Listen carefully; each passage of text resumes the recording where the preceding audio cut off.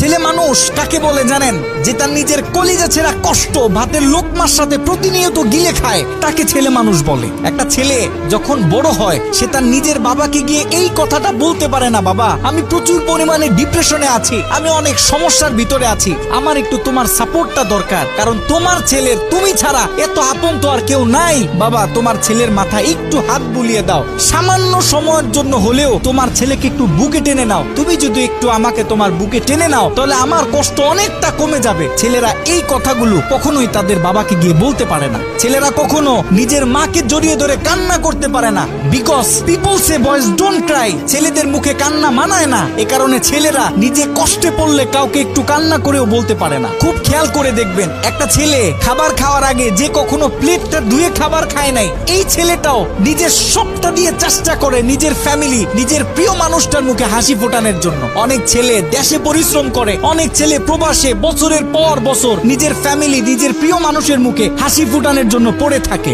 দিন শেষে ছেলেদের মুখে হাসি ফোটানোর মতো কাউকে পাওয়া যায় না। আমি মনে করি boys are the best actor in the world. এই পৃথিবীতে ছেলেরা হচ্ছে সব থেকে বড় অভিনেতা, কারণ ছেলেরা নিজেদের বুকে হাজারো লক্ষ কষ্ট পুঁতে রেখেও মুখে হাসি নিয়ে চলে, কারণ সে জানে আজকে আমি যদি ভেঙে পড়ি তাহলে আমার পুরো ফ্যামিলিটা অস্তিত্বহীন হয়ে যাবে।